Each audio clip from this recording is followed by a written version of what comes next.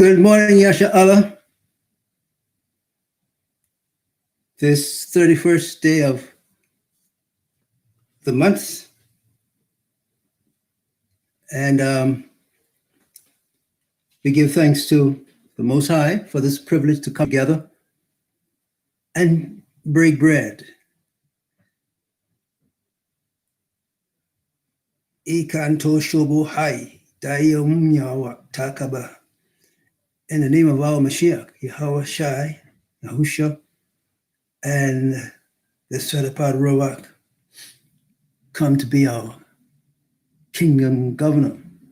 And the Mashiach says that he shall abide with you and live in you. We thank the Most High for Abba Rovak being with us. And I want to take a moment to speak with you concerning the murderous political business of assassinations and sacrifices. Yes, assassinations and sacrifices. And we have a scripture here that says, take counsel together. This is Isaiah chapter 8, verse 10. Take counsel together, and it shall come to naught. Speak the word, and it shall not stand, for Elohim is with us. And here we have an admonition here that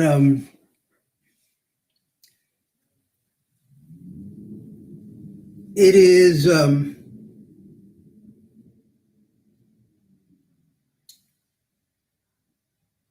political in its application, and of course, the political covers a wide spectrum of concerns. When you talk about political, then you immediately speak about the realm of governments, and authority.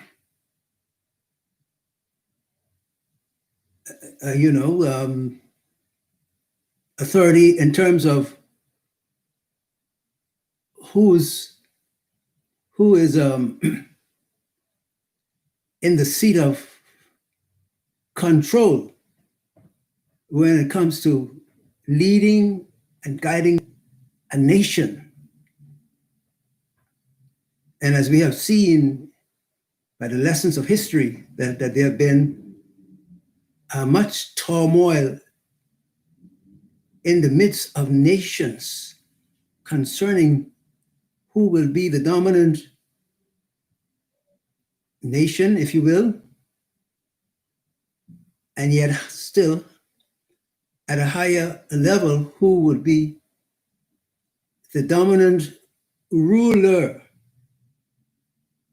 the one who has the ultimate voice of leadership and control of the nation, unto whom all other nations lend their support and submit their authority unto. And in that vein, we look at the nation of Yasha Allah. Look at the history of Yasha Allah, whom is called the 12 tribes of the children of Israel, Yasha Allah, to be more precise. And we see the history of Yasha Allah being that of a history of risings and fallings,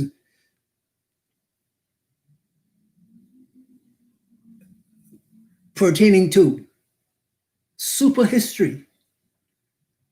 That is, super history being the history of a people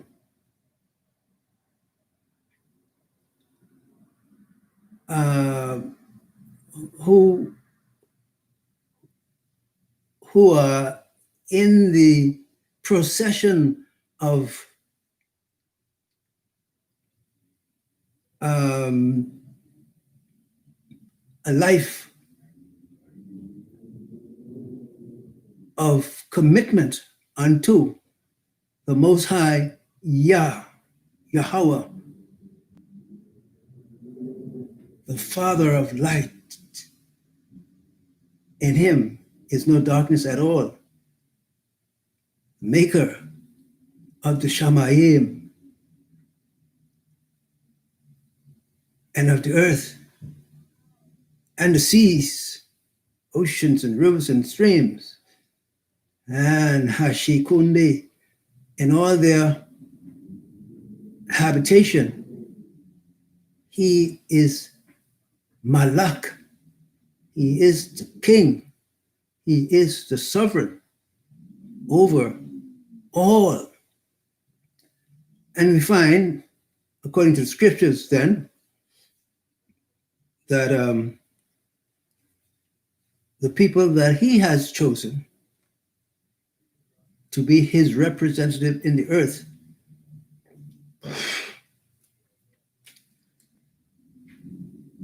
have been, and to this day, are beset with much trials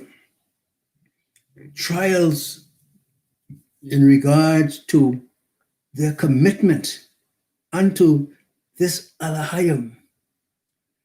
The prophet Malak Dawid says, for this Alahayim, this Alahim is our Alahim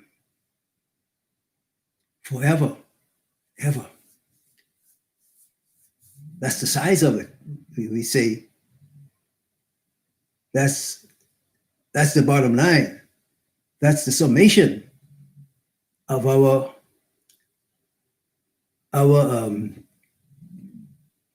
consideration to the matter of the Most High being King of all, Abaya, the King who now has instituted his son according to the covenant made with Abraham, our father, Yitzchak, and Yaakov, whose name was changed to Yasha'Allah.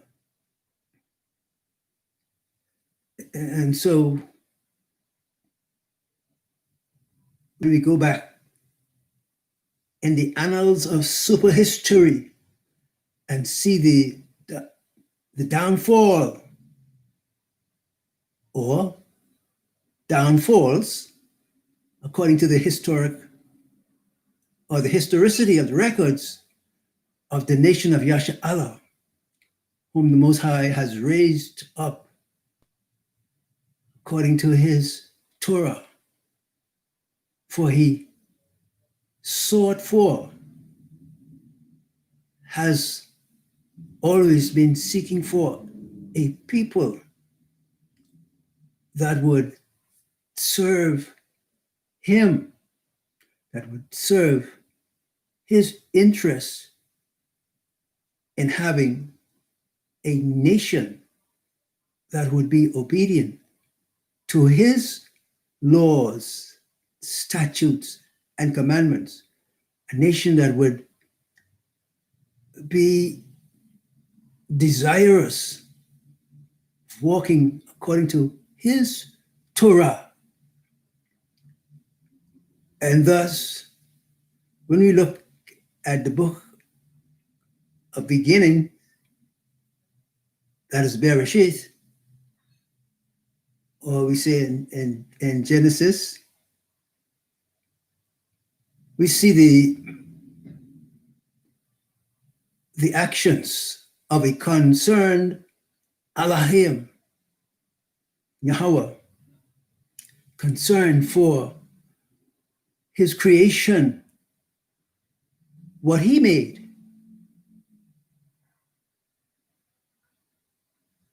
And in that concern for the nation that he made, we see from the very beginning, or as it is portrayed to us in the scripture, in beginning, Elohim. That means the Most High Yahweh, whom we're told in Deuteronomy that he is one. And why the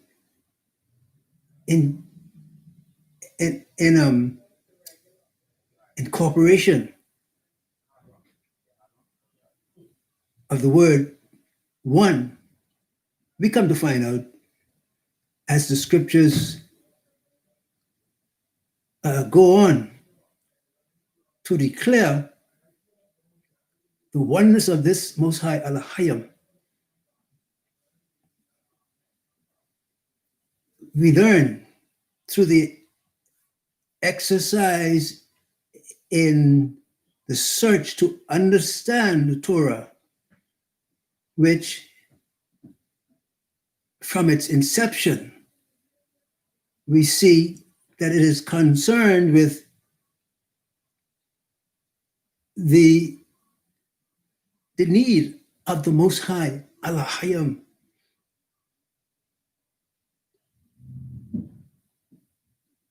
to have righteousness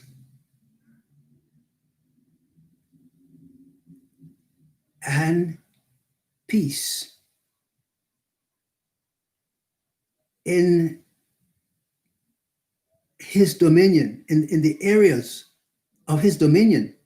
And his dominion is contained in the geography of heaven and earth, and all the Shamayim, and the earth, the sea, and all that in them is, rivers and oceans and streams, and all places of dominion.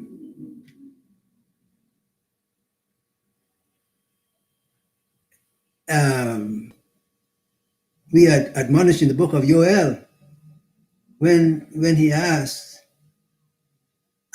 what does the Most High require of you, Yasha'Allah, but to do righteously, walk according to Torah. And thus, when we examine closely, closer or closely, whichever you prefer, but we see there's a concern, there has been a concern from the very beginning of our human existence, wherein having put two people in a garden that we commonly refer to as the Garden of Eden, rebellion ensued. Rebellion happened. And at the head of the rebellion was a four-winged cherub, according to Ezekiel, the book of Ezekiel, I believe it's chapter 28. Most of that particular chapter is showing, representing a fact of history, super history, concerned with the need of the Most High Elohim for a kingdom of peace, shalom, and righteousness. And this particular cherub that is portrayed in the scriptures and hidden under the name God, that is put in the first verse of our Bible that we have. Our Bible that was translated out of Hebrew. The Hebrew, that is our language. The people who have been enslaved and now enslaved for 400 years, the Hebrew is our language and has been overtaken by the heathen and translated and have become infested with the doctrines of devils. And so we have misrepresentations in it that we must realize in seeking to have understanding, true and proper understanding of its contents, the contents of Scripture, of our Scriptures. And therein, when we come to the reception of truth,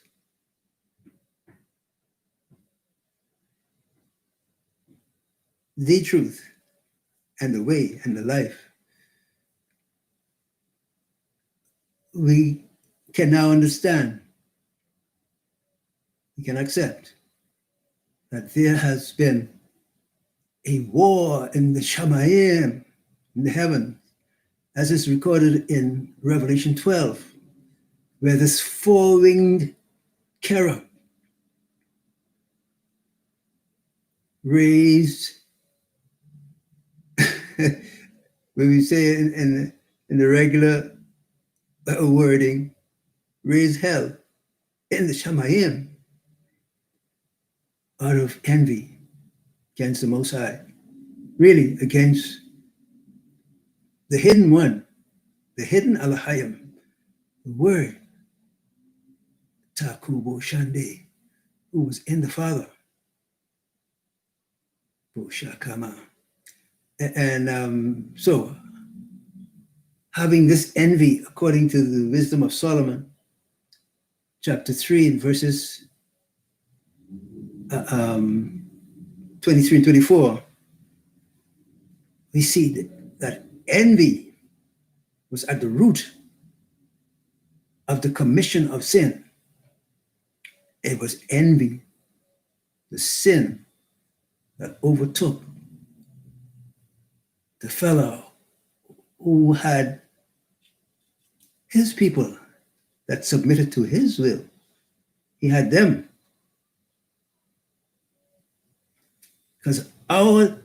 Because of our disobedience and rebellion, Yasha'Allah, the fellow by the name of Gadriel, according to the book of Enoch, who,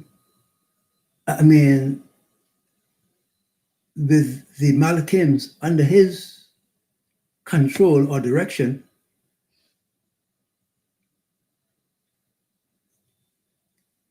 through his invitation that led our first mother, Hawa, that we call Eve, and her to rebel, to participate in the envious, destructive course that was communicated to her in the garden. And we're shown in the book of Hanok or Enoch how the fallen ones communicated their knowledge unto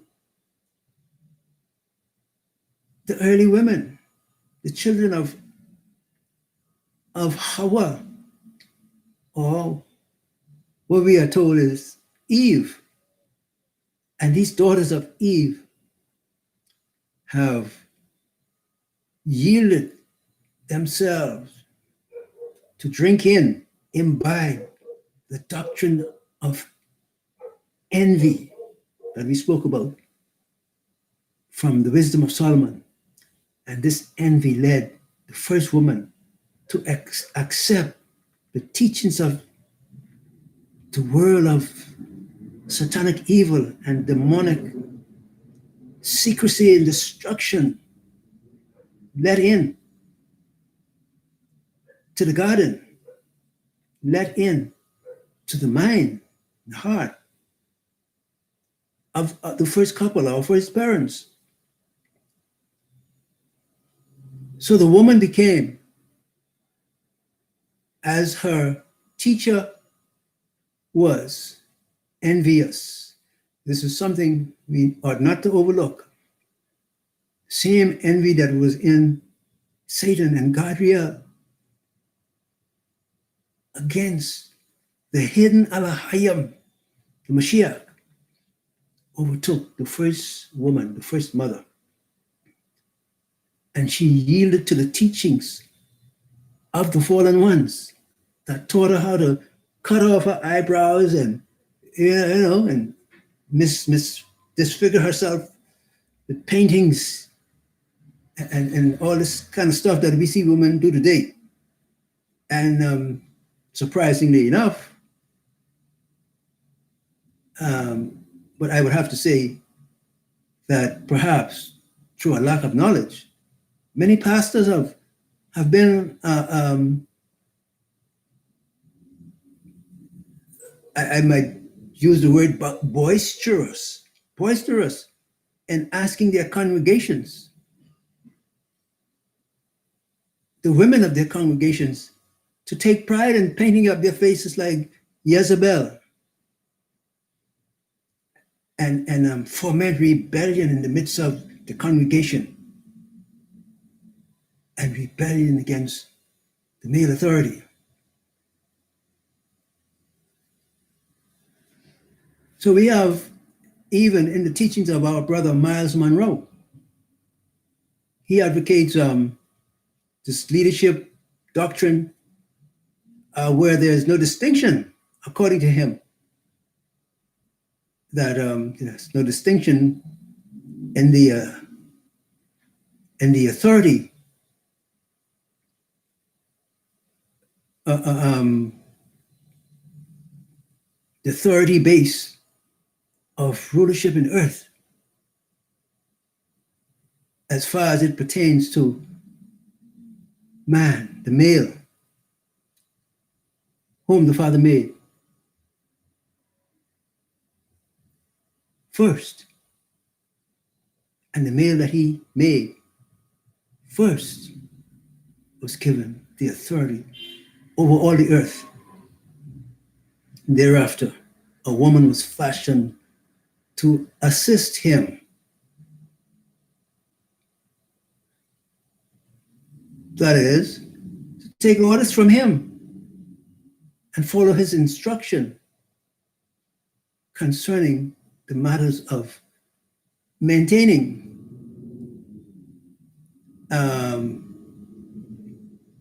rule or authority over the earth.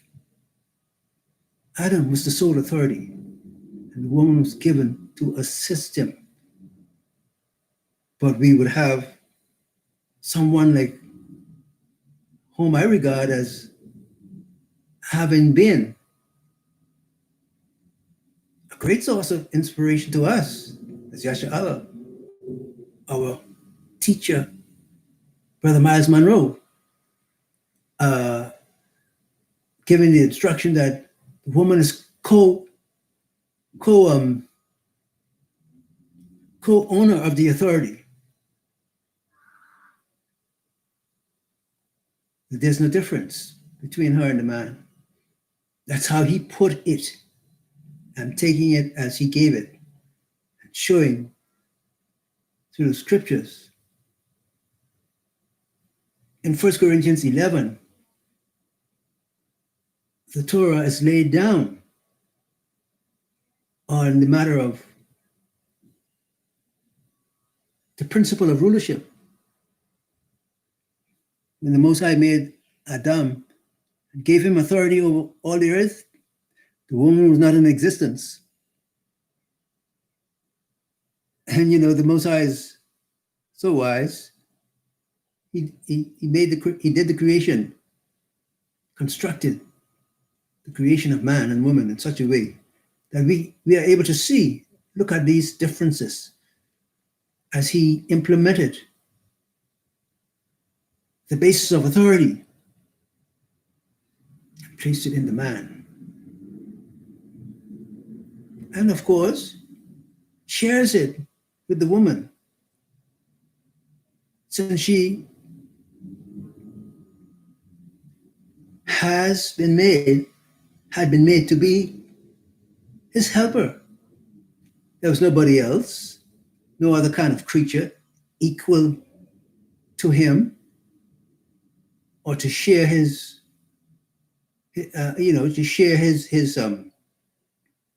authority, I might say, to share in agreement, to come together with him and agree with him to assist in fulfilling the mandate that the Most High gave to him. And so the beautiful maiden, our first mother, was made to be a helper to him, to assist. And we find that many of our pastors are willing to take away the authority that Abba Yah placed in the man, give it over to the woman. Oh, they are adamant about that, to help Satan in divide and conquer and destruction of authority. And yet we are told, after the Mashiach has been made a sacrificial offering to bring us back into right standing with the Most High, Yah, we are shown the order of authority and power. That it is the Mashiach, the man, and next in line, the woman. That's how it is. And it ain't gonna change, You can have all kind of BT and LQG fighting on the matter. Can't change it. Nature will never change. Nature obeys the Torah of the Most High. And as human beings, the call has come to us to follow suit. Be like nature. If we watch the animals and see how they behave in general, they obey the law of nature according to their creation, what they were made to give obedience to. But we humans listen to devils, demons, whose only aim is to deface the Torah from us, from our lives, from our obedience, and to continue to divide and conquer. Divide us on the lines of obedience to the will of the Most High. Can't decide whether we should be a man, whether we should be a woman, whether we should be a child, whether we should obey, whether we should seek counsel and get understanding about how we should conduct ourselves. We are up in arms on everything. Do not want to settle for the righteous order of the Most High. So here we are, filled with tortures and contortions, sleepless nights and days, sick, for disobedience, unto a willingness to submit our will to that of the Most High. And we find then that all sorts of connivance or connivings go on in the midst of the political arena.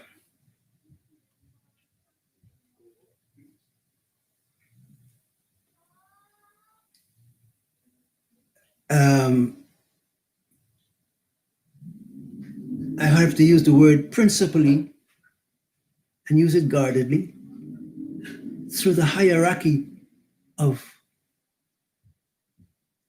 the marriage arrangement, the marriage relationship between men and women, where wives, the women, give evil counsel to the king or to the men, evil counsel from the pits of hell, from the demonic and satanic.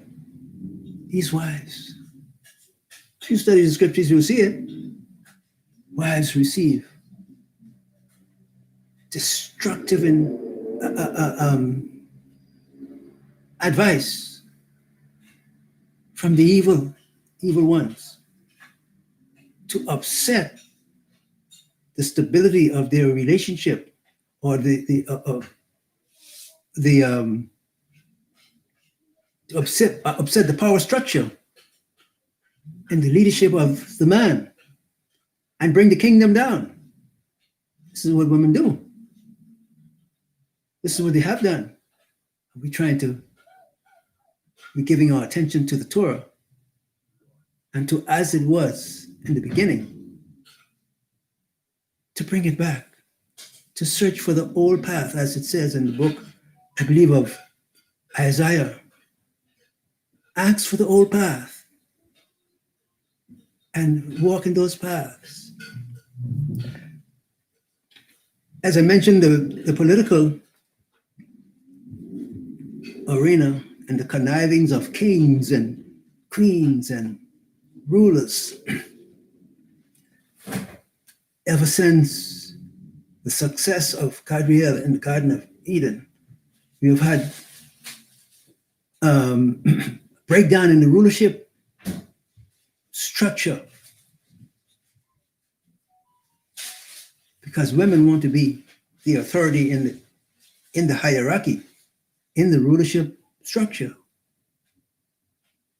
They don't want to take counsel from men. That's the size of it. Now you slice it up any way you want it. I am old enough now to understand what has been going on in our societies from time immemorial. And the breakdown is right in the structure of the marriage relationship, where women are fighting with all their effort to break down the hierarchy, the structure of the principal authority in the relationship, which is the man. And Gabriel has been so busy at work in that area. But you know, the scripture says that the word of the Most High stands sure. I think it's in the book of Timothy. It stands sure in the fact that the Most High knows those that are his. And so everyone that names his name or call themselves by his name ought to be busy or strong in the Torah of the Most High, do his will. And this is where we have all the opposition, giving obedience to the Torah and to stand in our place where the Most High has put us already as male and female, as men and women. That's where the strength of the fight is. Well, that is where the most intense or the intensity of the battle for righteousness is, right there in the middle of the relationship between the man and the woman. Uh, and in a broader sense, I have to look at the the political will or intention, if I may, that has been exercised in the monarchy of England and the anti-messiahship seeking of Haiti or Haiti. With regards to my own situation in life,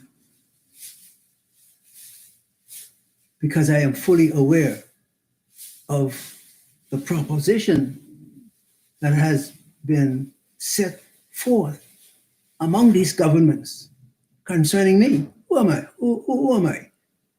All these powers are concerned with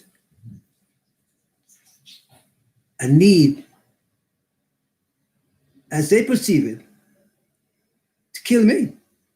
But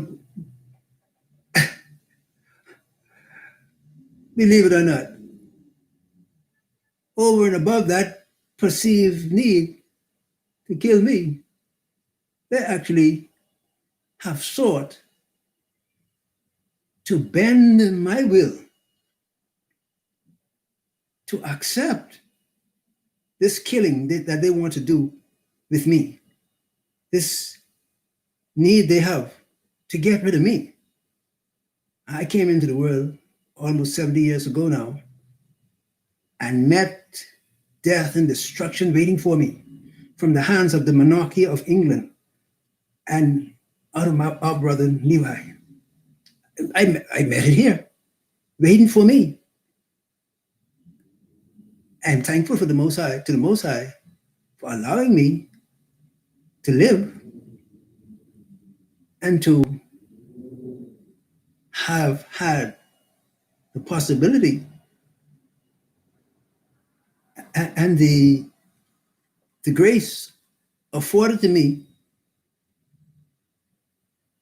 to learn and to see through these matters and to understand my place in life. But here it is, you have this self-proclaimed Edomite monarchy of England that has been at work for the approximate 70 years of my life concerning with the will, the desire and determination to destroy me with your witchcraft and sorcery and your demonism, satanic gutterism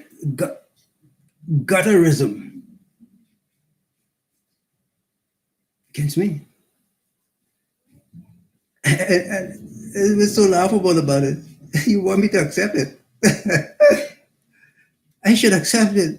Accept your blackness, your depth of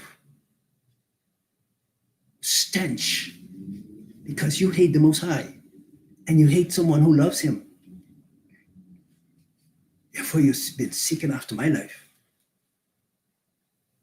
And I have to tell you, brothers and sisters, if you would receive it, if you want to hear it at all, I have been ducking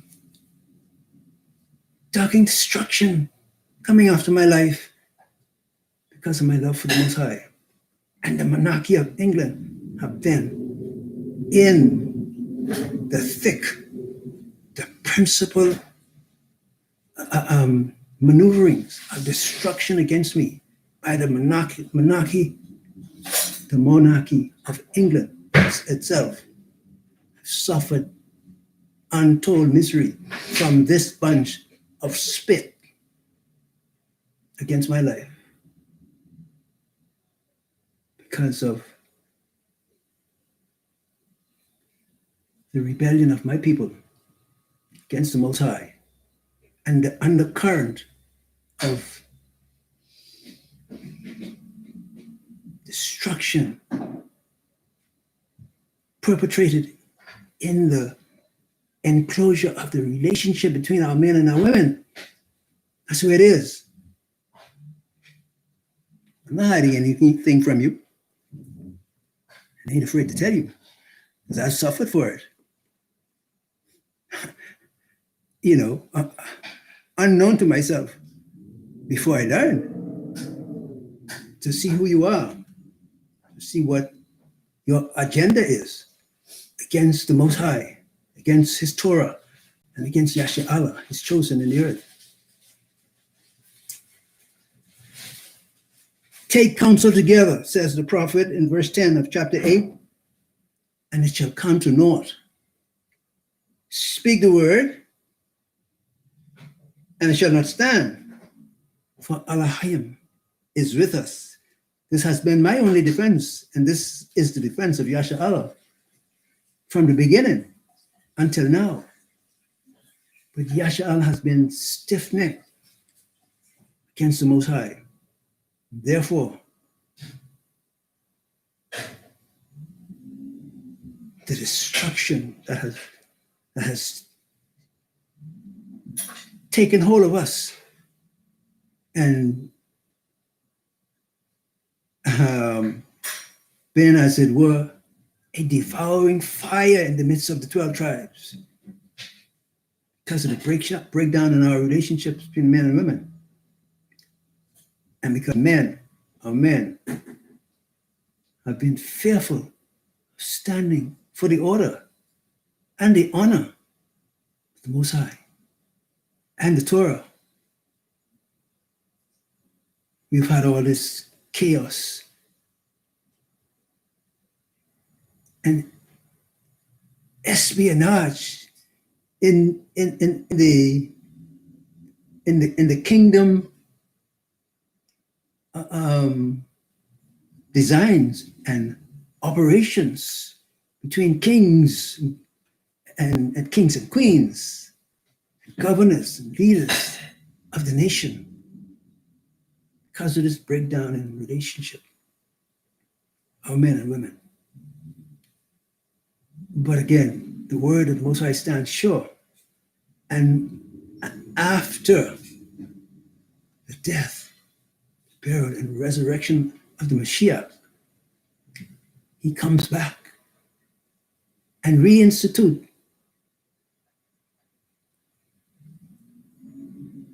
in the book of 1 Corinthians chapter 11, He reinstitutes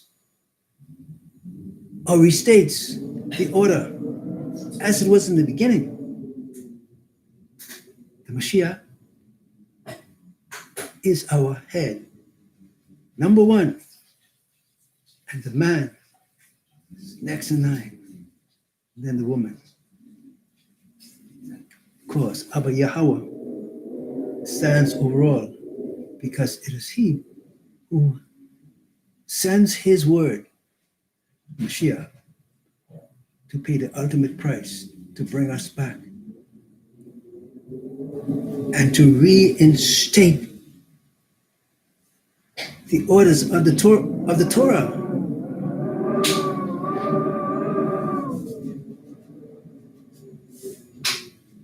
I only happen to be one little speck, one little item in the whole of the matter.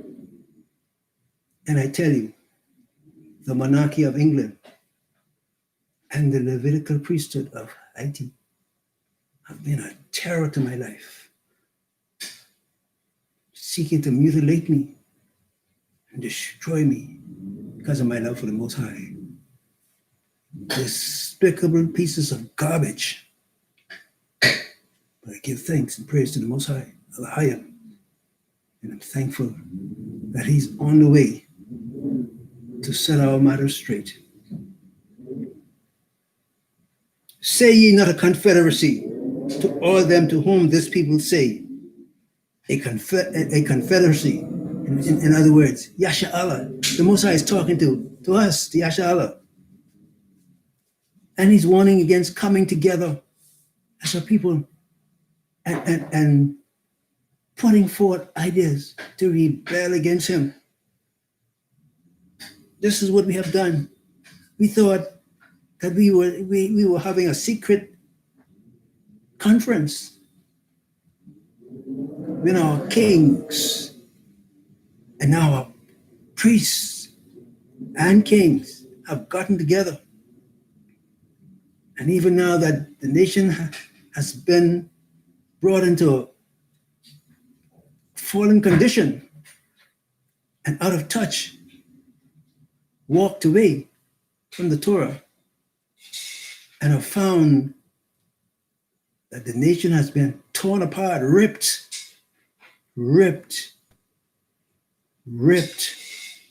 shredded in the midst of all the nations because of disobedience to the Most High and the Torah. Yet the struggle has gone on. But the grace of the Most High is such that He has allowed His word to come and pay the ultimate price to return us, those who can hear, who have heard the call and have now responded. We are admonished to be strong in the Most High and in the power of His might. In the book of Ephesians chapter 6, to stand to Him and to the word of the Torah, and the willingness to abide by His principles, men and women, sons and daughters of the Most High. You to stand, hold up the standard of righteousness, that we may have peace and shalom. And we admonished that we are not to get into this business of, as our forefathers did in Hezekiel chapter 11, I think it is, and verse 16. Well, let me look there for confirmation, because it shows that our fathers got together with this confederacy business, and they admonished one another to go far from the Most High. This is what Yasha'Allah did. This is without the help of the nations. I mean, the nations were all around and making a bid for the destruction and downfall of Yasha'Allah itself. But this is what Yasha'Allah added to the mix. Ezekiel chapter 11, verses 14 through 15. Again, the word of Yahweh came unto me, saying, what is the word of the Most High? This is the Mashiach, before He appeared in flesh as the virgin-born son of Miriam. You didn't know what you were reading all the while? Brothers and sisters, this is what you're reading. And the word of Yahweh came. That's the Mashiach. That's the word who became flesh. And Yohanan, chapter 1, I believe it is, in verse 14, the word became flesh. This is what the prophets, you read all through the prophets and you see that the word of the Most High came. It's the Mashiach that is speaking of. Before He came in the human flesh, the word, the Most High came unto me, saying, Son of man, thy brethren, even thy brethren, the men of thy kindred, your family, the men of your family. This is speaking directly to the house of Yahweh that was left in the land. The northern tribes were over in South America. Son of man, thy brethren, even thy brethren, the men of thy kindred, and all the house of Yasha'Allah, holy. He keeps on reiterating, saying over and over, thy brethren, the men of thy kindred, all the house of Yasha'Allah, all together, all of them are together saying and saying to the inhabitants, it's a recurring recital. All the men of your confederacy, your brethren, the house of Israel, all the house. All right. Say to the inhabitants, a continuous repeat that was going on in the house of Judah, the house of Yehoiada. They say, yet you far from the Most High. Unto us this land is given to possess. The nerve of Yasha'Allah, with the nations all around, battering them. They took the reprieve of coming together in a confederacy, according to Isaiah, to say, let's get rid of our defense, the Most High. Let's get rid of him. He already gave us this land, this good land, so don't need him anymore. Yasha'Allah, I trust you see this morning that while we are in waiting to receive our reward and to be let go from this oppression under the enemy, we continue to give it up to the Most High, that he may have the Mashiach in the most holy place, set apart place now, interceding on our behalf, interceding for our strength to go through the assignment that is upon us, to endure the testing of our faith. That is more precious than gold. We got to endure unto the end. We can do it, Yasha'Allah. That's for me. I can't even say, and my house, as the brothers used to say in the old days, because the world is in such a condition that it seems, almost an impossible thing to say, me and my house, because people have all sorts of divergent views on matters of righteousness and submission unto the authority of the Most High. So we are caught in this web of rebellion. Rebellion. And we have participated in Yasha'Allah, our forefathers, to our chagrin, our pain, and brokenness. We have been broken up only because of rebellion against the Torah, against the Most High. That's all. That's it. No big, long discussion. Rebellion against the Torah. I trust we have learned our lesson, Yasha'Allah, and we are willing now to stand, seek the strength and help of the Most High, our power, and in his Ruach, to stand. And I'm standing with you. After all that they have put me through, the monarchy of England and our brother Levi, I'm still standing. I encourage you, let's stand together for righteousness and truth, for the love of the Most High, who sent his dearly beloved, the Prince of Shalom, Mashiach, his word, who through the eternal Spirit offered up himself as a sweet smelling